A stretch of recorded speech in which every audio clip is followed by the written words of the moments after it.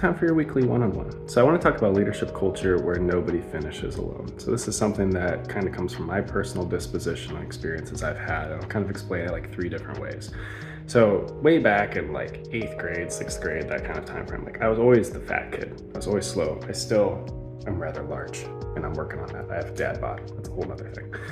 But in football, it was very challenging for me to run long distances with the team for any form of training. And over multiple months and years of playing football, eventually I built some level of cardiovascular health and wellness, but I was always like on the bottom end of the group.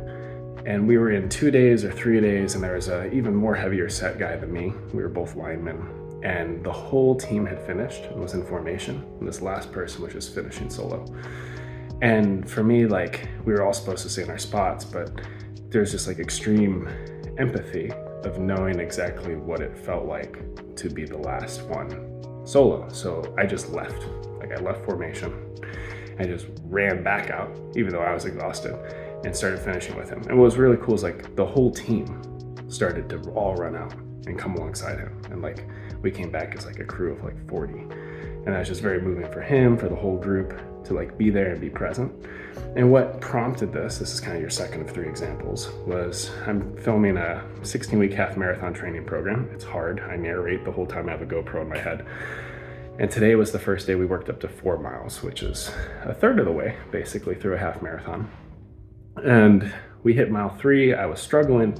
I just started to have empathy for whoever's doing this program who's never run before, that the fear of comparison is just, it's crippling, right? It forces us to stop, to want to stop. And I totally adjusted pace, turned it into a run, walk, push, but like coaching through it to kind of edge people through that, to just really come alongside them so that they didn't feel like they were finishing alone. And then the third way that I've actually experienced it in my job, and this is what built a lot of trust for me and my boss at the time. I was in charge of our robotics controls integration. So we're building a robotic surgical system. There's a team working on the instrument, that's the design of it. There's a team working on controls, which was led by me at the time, learning how to bring that instrument to life on an end-to-end robot. And we had a really critical technical like feasibility check mark we were trying to get through. And I was in charge of not only developing the controls to bring the instrument to life, but then an automated test method so that we could prove that the system was like did the thing it's supposed to do. I'll keep it kind of vague. Anyway, it was the most complicated software I'd ever written at the time. Everything was delayed. We're going into a Friday. We were doing some complex testing with a lot of, it's complex. There's certain things I'm not allowed to share.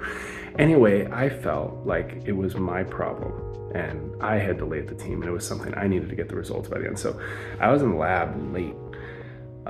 Testing wasn't going as fast as I planned. It was going to go into the personal space, and like a couple members of the team showed up, like the lead design engineer, quality engineer, production engineer, like people where it wasn't their problem showed up in the lab, and we were testing together at that point from like 2 o'clock until like 6 or 7 o'clock at night.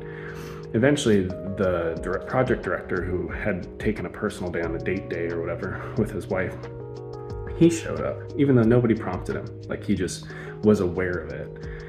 And him coming into the lab after taking a personal day to push through and get those results over the next 2 hours till like 9 o'clock at night, like that was very formative for me, to just realize like I'm willing to finish alone on other days because I didn't have to finish alone that day. So as you lead and have influence, consider that and see what kind of culture you can create where nobody finishes alone. Anyway, see you around, friends.